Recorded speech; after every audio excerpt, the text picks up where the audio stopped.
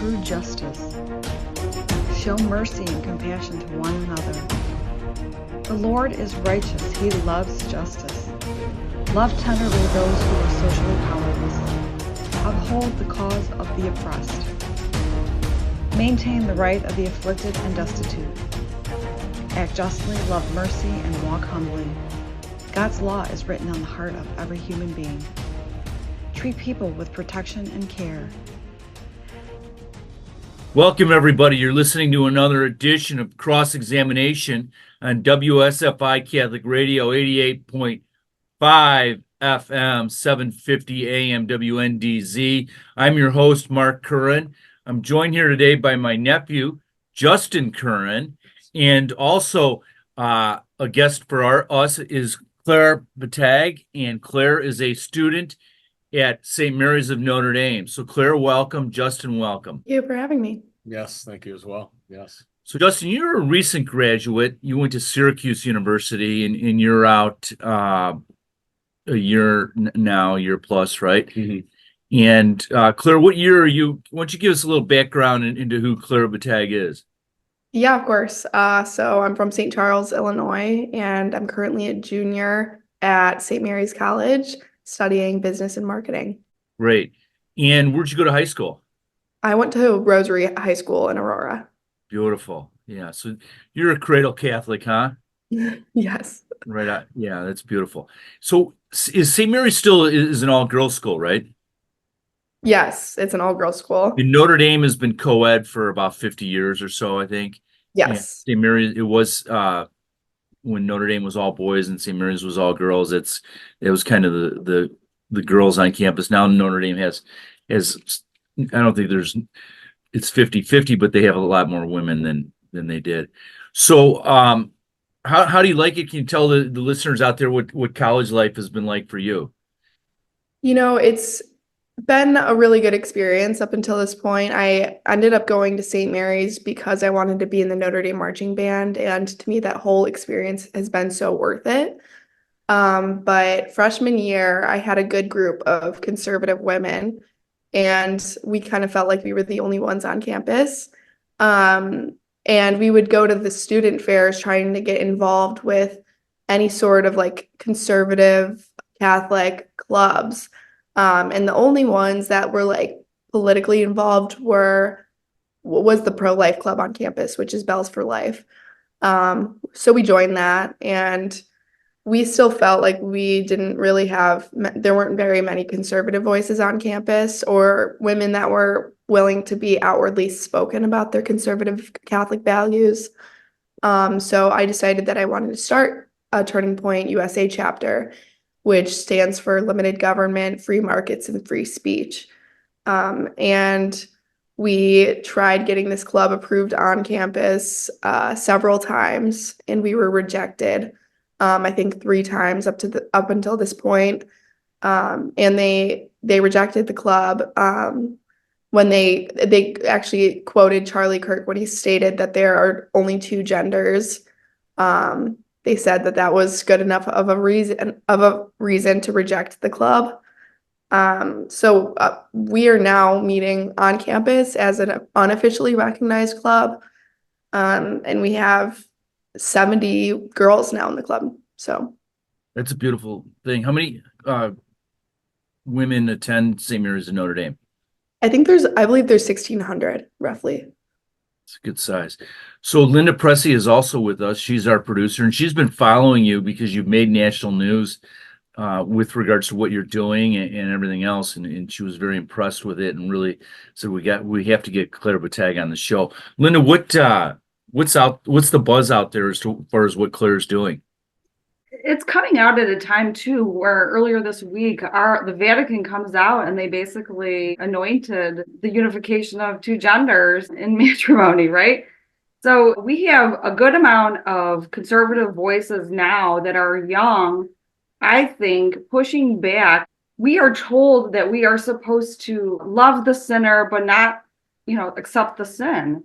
And what essentially St. Mary's is doing is saying that these women are the sinners and we don't want you to be on our campus to have this chapter because you're going against our promotion of social delusion that's going on. And I think that what she's doing, I believe, is probably very beneficial to, I think, the Catholic Church, because the Catholic Church is being reminded by our youth that no, what you guys are doing isn't essentially in line with the teachings of the church.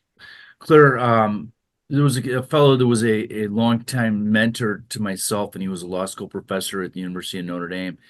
And his name was Charles Rice, and he wrote a book, 50 Questions in Natural Law. I don't know, are you familiar with it at all? I'm not. If not, I recommend it. I recommend it to Justin. I recommend it to all the listeners out there. It's just a terrific book. And it does a deep dive into what's going on with regards to the climate and kind of the worship of the climate, as opposed to just recognizing that we're called to be good stewards, the worshiping of all these different things. And it addresses the purpose of human sexuality, the purpose of our life on earth, and all the rest. And natural law is a concept. Thomas Aquinas was a big proponent of it. Before that, Aristotle. And natural law, in essence, what we know from our reason and intellect, and not relying on scripture, what we can deduce. And it's great stuff. So I think that's really where you're coming at. How is it that most young people are fairly liberal nowadays? How is it that you became a conservative? I mean, I think that back in high school, I felt like my friend group and I were the minority. I mean, not all my friends were very conservative, but a couple of them were. And it was during the 2020 elections, I was taking AP government, and that class got a little bit intense. And I felt like I was one of the few girls in the class that had Catholic values for who they were voting for. And I think that feeling like my voice had been silenced in that class, like, kind of lit the fire underneath me when I went to college. And I kind of had that internal realization that I didn't really have to be quiet anymore. And I felt like I knew for a fact that I was right in this. And I knew that there isn't just, like, not everybody had a truth. There was just one truth. And I knew that I could stand up for what I believed in. And I think that channeled my internal conservatism. Oh, that's beautiful. And what is your intention upon graduation? What do you want to do? I actually am not completely sure yet. I am a business and marketing major, and I am either going to take it the business route or the political route. So I'm open right now for Keeping your opportunity. options open. Yes. Exactly. So Justin, my nephew here, as I said, he just graduated from Syracuse, and he's going through the RCAA process in Santa Monica, California right now. And I don't know, as somebody who was a cradle Catholic and raised in the faith, Justin was, in essence, somewhat my brother Nick, who, God rest his soul, passed, didn't get him through all of the stages of confirmation and all the sacraments, but he left enough of an impression that Justin wants to come into the Catholic and he's church fully, and he's decided that on his own. Justin, do you have any questions for Claire with regards to what's going on there? You're more attuned to the college campus life than I am. Yeah, I mean, I'm not too far removed. Thank you for having me on, obviously. The height difference, he's only 3 inches taller. Yeah. That looks Oh, wow. like a foot, I know. But I guess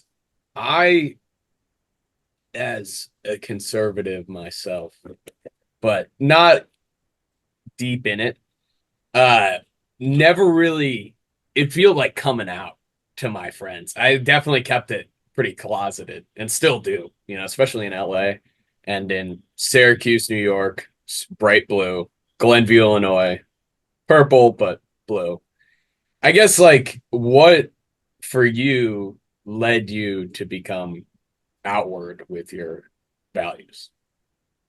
Yeah, I think that, like, again, like, I was just so tired of feeling like I was the minority. And I knew that as long as I had my Catholic faith and my Catholic values, I knew that my Catholic values aligned with the conservative values.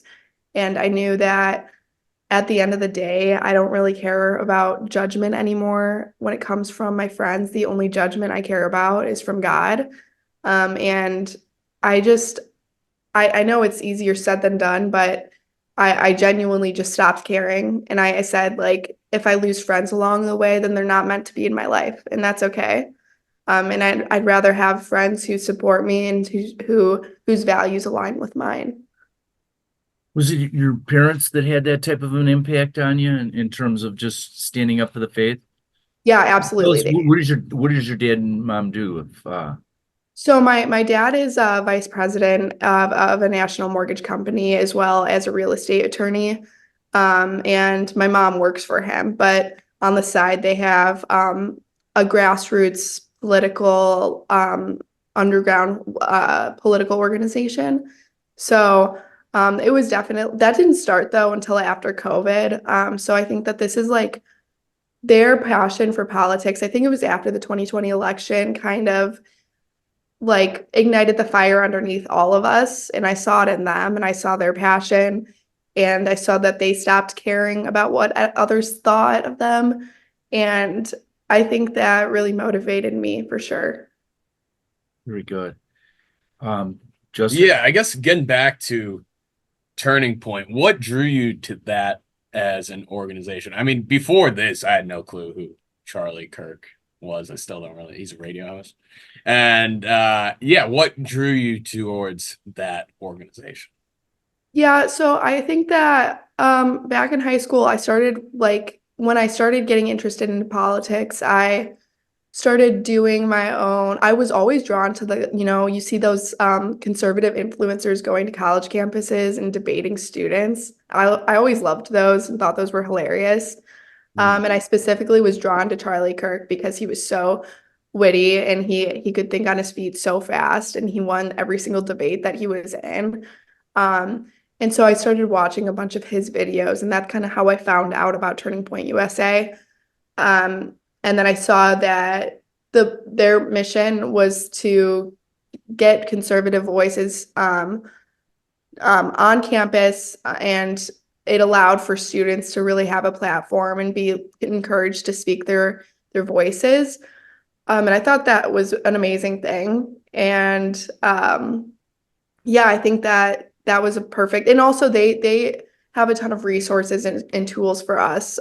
So we're not spending our own money. We don't need money from the school to be sponsoring us for certain club events. And yeah, it's just amazing what they do. Are there chapters? How does it work? Like, Yeah, there are tons and tons of chapters all over the country.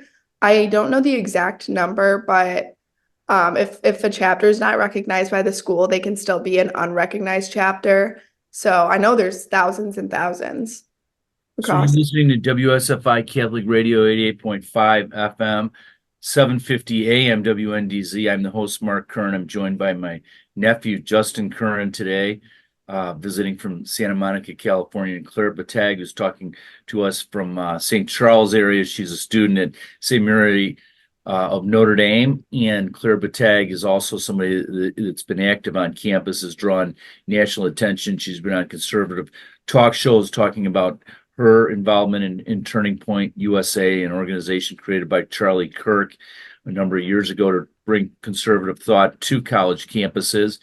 And she's faced some backlash from the St. Mary's of Notre Dame. Can you talk a little bit about that with regards to what, if anything, the campuses and the school has told you regarding your involvement in that organization?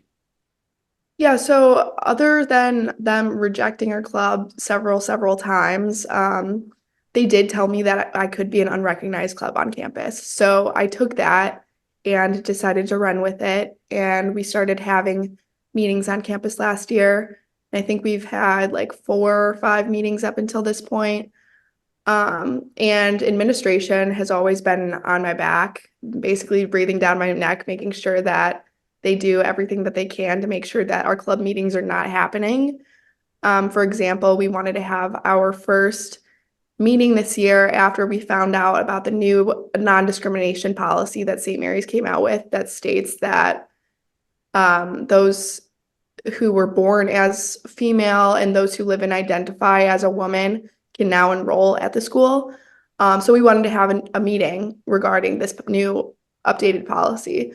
Well, And if you're a biological male, but you identify as a woman, you can apply to St. Mary's of Notre Dame, which is an all-women's school, has been since its inception.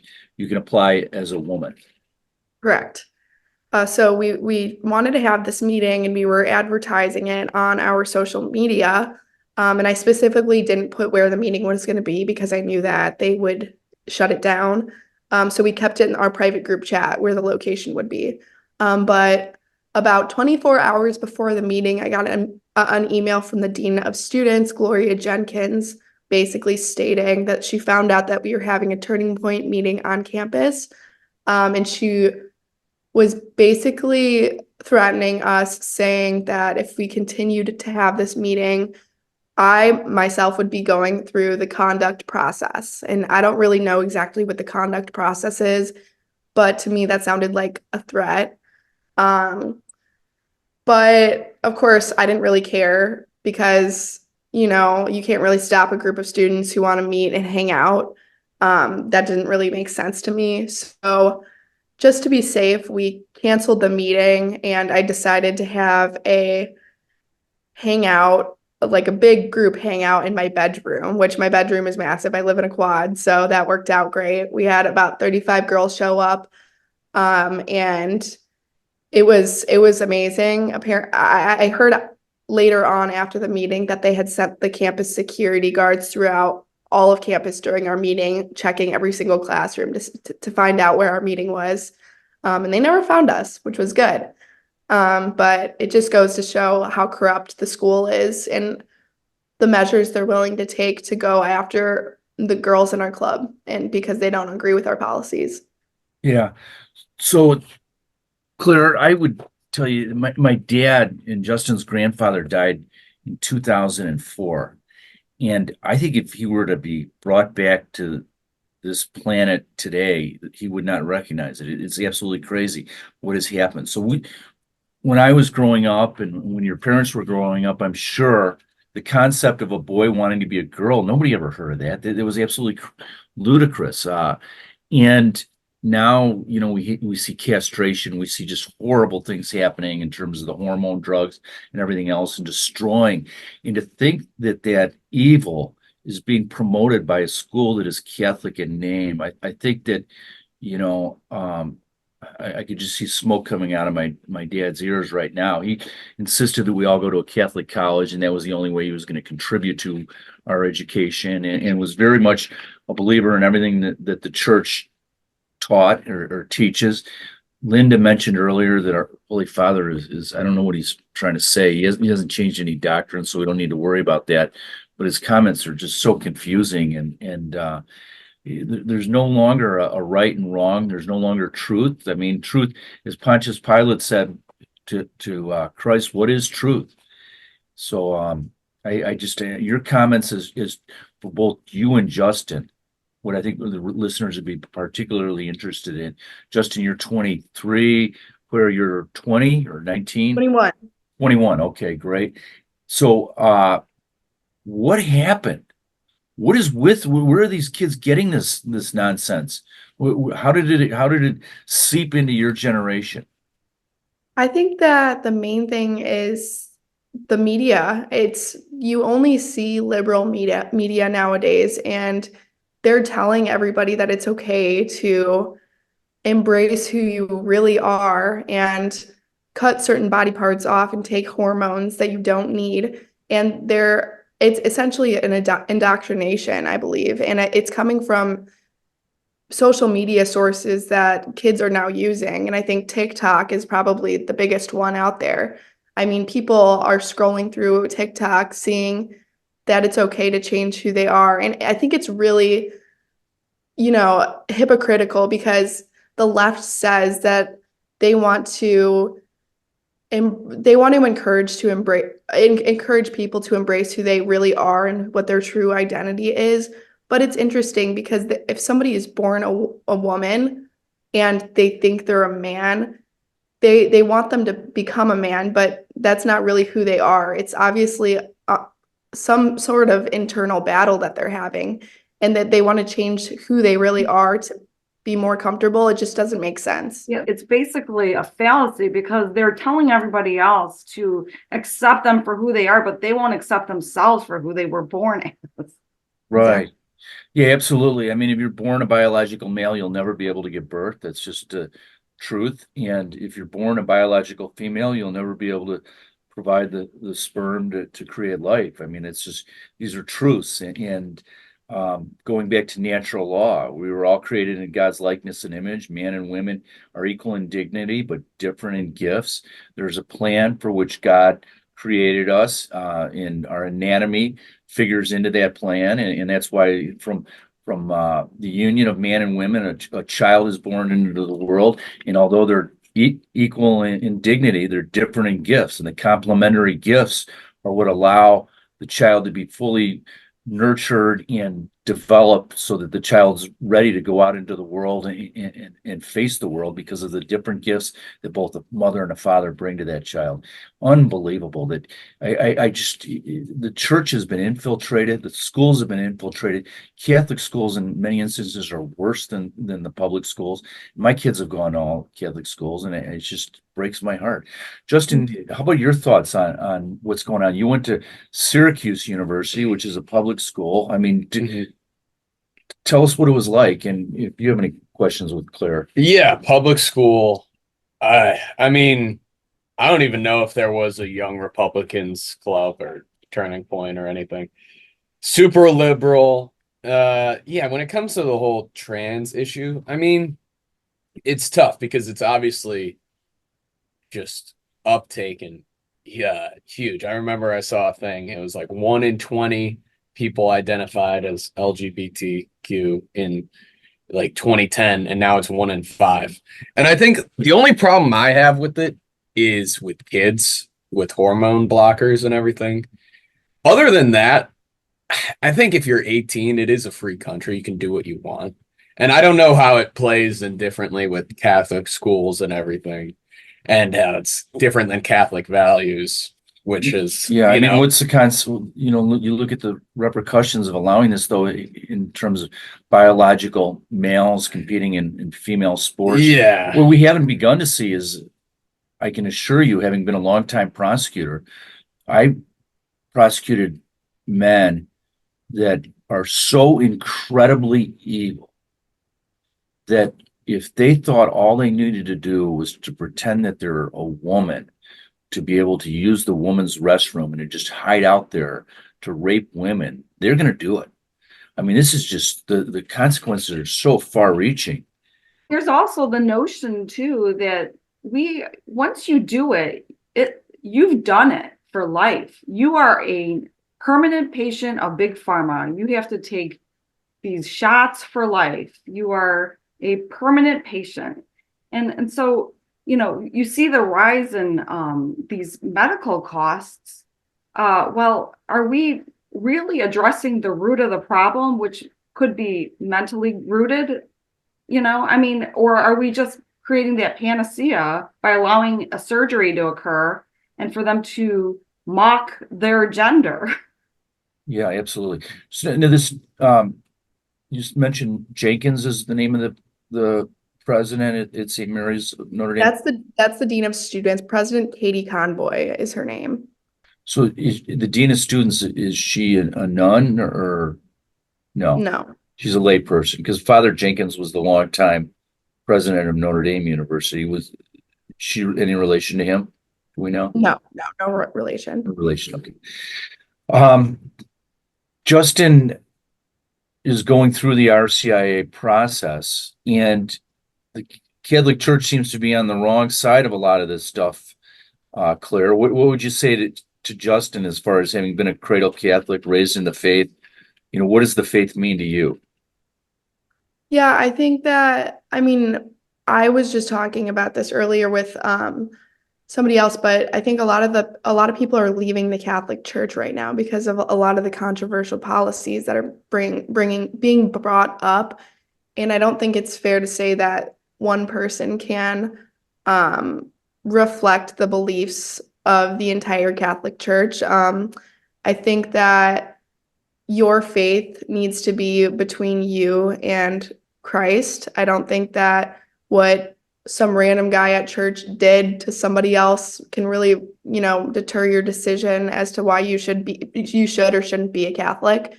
And I think that it's really, really important to make sure that your relationship with God is prioritized and you bring that to the Catholic Church, and that's what you get out of the Catholic faith.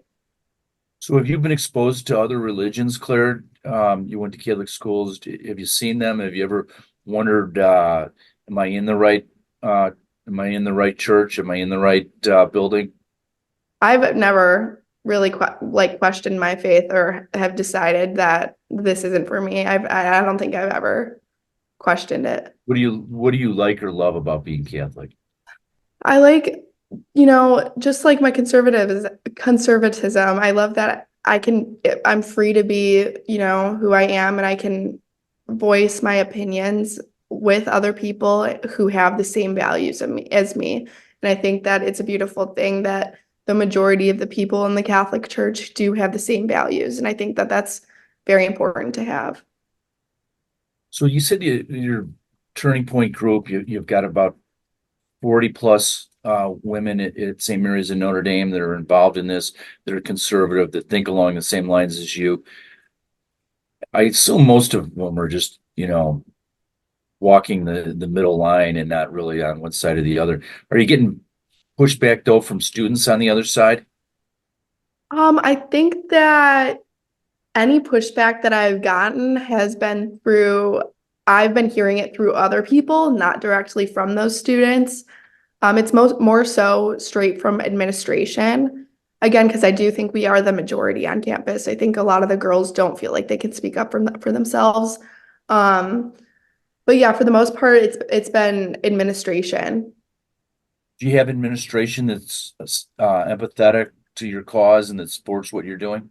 Yeah, I've had multiple professors reach out to me, and they've gotten my email through other students, basically in support of everything that's been going on within our club, and they feel like they are also super alone. So we made a long list, or not a long list, a decent list of conservative professors, and we shared it with all of them because they feel like they're the only conservative professors on campus.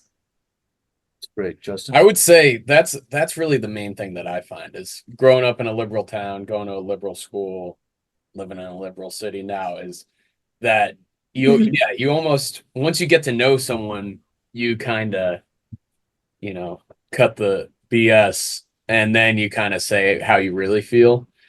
And I guess just from a macro level, are you kind of glad that you got denied because it's broadened so much attention to your cause versus if they just let you in, you're not nearly going on as many talk shows or things? Yeah, I think that, but for them to be rejecting a club at a Catholic school with values that align perfectly within the Catholic Church says a lot about the administration. And I don't think that if they approved me as a club, it obviously would not have stirred up this much drama, I guess you could say. But yeah, I think it goes to show that they're not here for the right reasons, and their values don't align with the Catholic Church. So yeah, Cardinal George predicted that the Catholic Church would become smaller but stronger. And I think we're going to see that as people like Claire and Justin come into the faith. The one thing that I think is nice about Notre Dame, though, is that, as you said, you have St. Mary's in Notre Dame, is that you have people that are sympathetic and that support it, and you have that group, and they may not exist at a public institution. Are you familiar with Father Hesburgh? He was the founder. Yes, I don't really know a ton about him, but I'm familiar. Yeah, he was the founder of, not the founder, but he was a long time, I'm sorry, not even close. Hundreds of years after, 100 plus years later, he was the president of Notre Dame. And Father Hesburgh, there was what was known as the Land O'Lakes Conference, where a bunch of Catholic schools met, and they, led by him, came up with the idea that we needed to be not so Catholic and needed to be a lot more worldly and a lot better seen in intellectual eyes and what have you. And they moved in that direction, and the results really hurt Notre Dame, I think, to a large extent.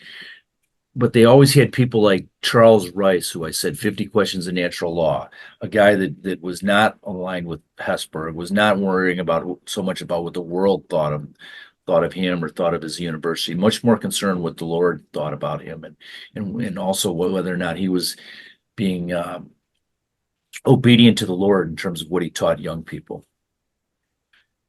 So, Justin, why don't you tell us just a little bit about, what the RCIA's process has been like for Yeah. coming in? I mean, I went to church my whole life.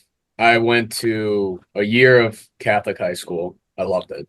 And then, yeah, just getting into it. It's been, a refresher on things, but, being officially Catholic coming up, it's definitely, I would say, changed my perspective on some things. I wanted to get back to Claire. I just had a question of, do you ever worry about, like, maybe they are right. Maybe I have outdated or, like, Jesus says, love everyone. He had lunch. He broke bread with tax collectors and prostitutes. Tax collectors probably worse, right? Even though my mom counted. But do you ever worry like, man, maybe I am being too hard? I've been asked this before, but 2 weeks ago, my vice president of my club, Macy Gunnell, and myself had a meeting with the president herself and her vice president. And we were sitting in there, and she was saying basically gaslighting us and saying, using the Bible as a means to explain why this is all okay. And she said that we are all called to love all people, and which I'm 1,000%, like, of course I agree with that, but I think if anything, this has made my beliefs stronger, because I believe that to love somebody does not mean to affirm their sin or to affirm their delusion. And this, I think, has definitely made my perspective and my beliefs 1,000 times stronger. I couldn't agree more. Absolutely. Real love is wanting what's best for them, and that's to walk with the Lord on earth and to spend eternity with the Lord in heaven. So, affirming them in their sin or affirming them in their destruction is not good for them. That's not love at all. And somehow that's been hijacked. All right. So how many nuns are there on campus at St. Mary Notre Dame? I actually don't know that number. Is it small? That they're not very active within the actual campus community. A lot of them are like, they stay in their like living spaces most of the time, so we don't really get to see them too much. So I actually am not too sure. Yeah. I guess like college life, what's it like balancing all these interviews and things? When did you go on this slate during finals week and everything? What's that like from a you perspective? So I don't think I mentioned this earlier, but the reason why, so they didn't publicly announce this new policy. They kind of brushed it under the rug, and the vice president of the club, Macy, she works for admissions, and overheard in a meeting that they had updated this policy in private, and they intentionally did so because they didn't want people getting upset. So we were the whistleblowers of the whole thing, because our Turning Point USA Instagram posted it on social media. So this started like we posted that the week before Thanksgiving, and which is, we were obviously leading up to finals during this time. And that's when everything kind of just came at us full speed ahead, and we didn't really have a ton of time to be working on all of this. But we wanted to prioritize making sure that this gets settled, and we can do everything that we can to make sure that they don't just get away with this. And I think that I'm sure administration was happy that this was during a busy time for us, because they knew that we wouldn't have a ton of time to be focusing on this. But that did not change any of it, because a bunch of the girls in the group were still willing to fight and set time aside to make sure that we were getting this taken care of. Let me ask a question of both of you. Is it hard to meet, Claire, is it hard to meet guys? And Justin, is it hard to meet women that share these values as you go out in there and you're dating and everything else as young people in this world? You want to go first, Justin? Yeah, I mean, my ex-girlfriend was a Methodist and Lutheran. I don't know. It didn't matter as much to me, to be honest. But these values, I mean, Did she share your worldview though? Did she? yeah, I mean, she was definitely on the liberal side. But I met some people who are conservative, but it is definitely tough, especially in Yeah. LA. It's you know, but How about- it's out there, yeah. Sorry, Justin. Yeah. Claire? Yeah, so I'm grateful that I'm dating a guy who's very, very Christian and he is very, very conservative. So I don't really have to worry about that as much, but I know a lot of the girls on campus do struggle to find these guys, especially because we're at an all-girls school. I think that getting involved with activities is really, really crucial to the meeting or to meeting a significant other. I know a lot of my friends are involved in the conservative and Catholic clubs over at Notre Dame that do have these guys in them. But yeah, I think for the most part, it's definitely more challenging to find guys who are even willing to stand up for the beliefs and stand up for their faith. Because it's one thing to be, just call yourself a Catholic and, live through the motions. But it's another to find a guy who's willing to stand up. What's your goal throughout all this? Is it to reverse the policy or anything? I'm not gonna, lead the horse to water, but what is your goal? Yeah, I think that in an ideal world, we get this policy completely reversed. In my meeting with the president, I told her that in an ideal world that she'll make us happy and she'll make us satisfied. She has one of two options. She can, one, either completely reverse the policy, or two, if she follows through with this policy, she should strip the Catholic name and strip the all women's name, because otherwise we have dozens and dozens of lawyers who are willing to back us up for fraudulent misrepresentation. That's beautiful. So let me ask you this, Claire. Do you think they'll do that? I don't. What if they don't? What if they pick option 3? Because they're the one with all the cards here. Are you willing to press charges? Absolutely. I told her to her face that we had lawyers waiting who are literally Seems like ready for this. Yeah. It's beautiful. Do you have people in the administration that are living in same-sex relationships or that you know of? I don't know exactly of anybody in particular, but I know that the majority of the professors, I don't know about the majority, but a lot of the professors are willing to put out there their political beliefs and their views, and they have I don't even know what the flags are at this point. There are so many, but they've got the gay pride flags and then the transgender flags or the non-binary flags on their office hour doors, and it's just crazy that they can get away with this. Do they teach things that are contrary to the tenets of the Catholic faith and the Catechism? Yeah, absolutely. I mean, there's a class that's offered at St. Mary's called queer theology. I couldn't even tell you what that means, but that's literally a class that's offered. So Claire, Justin and I are football fans and Notre Dame fans. We've been there a million times. Cheer, cheer for old Notre Dame. Wake up the echoes cheering your name.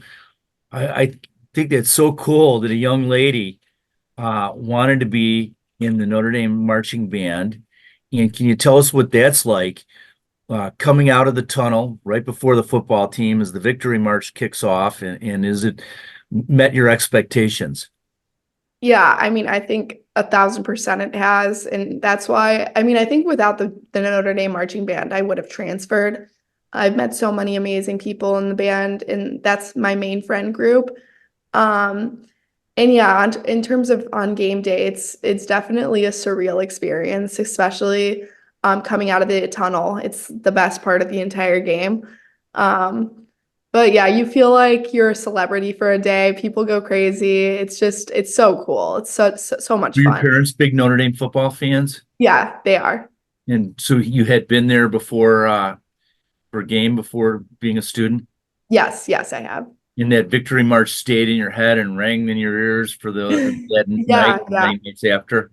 it did for sure. That's beautiful. That's just great. What instrument do you play? I played the saxophone. Oh, There you beautiful. go. I played the saxophone growing up too, Yeah. Oh, and then I nice. stopped because I was bad. Oh, But where would you have transferred? I was looking it up because I mean, Syracuse. I mean, all colleges are essentially super liberal. There was a professor. No, I'd say there's Yeah. the Newman Center puts out a list of faithful Catholic colleges, and you have Steubenville and Ave Maria and colleges Oh, in like Florida. that. Yeah. I Yeah. guess it's like Syracuse had a professor that called 9/11 misogynistic, and she still has her job, or it's they them actually. But I mean, where would you have transferred to? Because I mean, all colleges in my mind are super liberal. yeah, I think that there is a good number of colleges that are specifically like even Charlie Kirk will promote certain colleges because a lot of them are liberal. But I know my oldest brother Brett, he went to University of Mary in Yeah, Bismarck, South Dakota. North Yeah. Dakota, and yeah, it's like the most conservative school ever. So I think that that would have been one of my major options for sure. Yeah, that's great. Claire, so what you're trying to discern what Claire Bettag is going to do in the world upon graduation, and one thing is certain that you're going to stand for the faith, huh? Absolutely. Yeah, Absolutely. it's a beautiful thing. What where do you go to mass at Notre Dame? I go to the Notre Dame Basilica. It's such a beautiful church. Yeah, absolutely terrific. And do you go on the game days after the football, or do you go on Sundays? I go on Sundays usually. Okay, great. Yeah, I have a couple nieces at Notre Dame right now that are in the Evans Scholar House. Oh, And wow. yeah, it's still a wonderful, wonderful place. So Justin and Claire, where's our hope in the world for the listeners out there with young people and what's going on right now? It's in people like you, I know. Yeah. All right, do you want to take this first, You Claire? got it. You got it. All right. Yeah. I mean, the hope. I think everything has a natural balancing. I think that in the years, especially of Trump, it swang super left with young voters and everything. And if you saw a recent poll, Trump actually has more better favorability than Biden in the next election because Biden's 10,000 years old. But I feel like everything kind of just swings naturally. And I think that as people get older, what's the quote where it's like, who was it? It was Churchill, right? Yeah, it's like you know it better. If Yeah. you're under 30 Yeah. and you're If you're conservative, you have no heart. If you're Over. over 30 and you're a liberal, you have no brain. No mind. Yeah, exactly. Yeah. So I think that naturally, I feel like people are just flowing that way. And yeah, I mean, the hope, people are very doomsday, but I do think that there's hope out there and at least a better open dialogue, which I feel like is what Claire's striving for with this group and everything. Yeah. What would you say, Claire? Yeah, I think so. I just got back from a 4-day conservative conference ran by Turning Point USA in Phoenix, Arizona, called America Fest. And they had, I believe, 14,000 people attending. And the majority of the people there were students. And I thought that was just unreal to see because you really don't think that there are very many of us out there. But I think that the more people that are willing to stand up and fight for these values and these beliefs, who are people like our age, it's just so encouraging for other people to see. And I mean, the majority of the girls in our group even say that they thought they were the only ones, and they would have transferred if they didn't know that there were this many conservative girls on campus. And I think that a lot of them are very just empowered to put up a good fight at this point. It's beautiful. Having approximately 10 right to life marches in Washington, D.C., I can tell you that the ones with the liberal ideology do not show up for those marches. It's the conservatives. Are you intending to go to the World Youth Day? No, I was not planning on it. Yeah, I mean, things like that are just so inspiring to just see this world of faithful Catholic young people that are fired up for the faith, that love the church, and just want to do the Lord's work.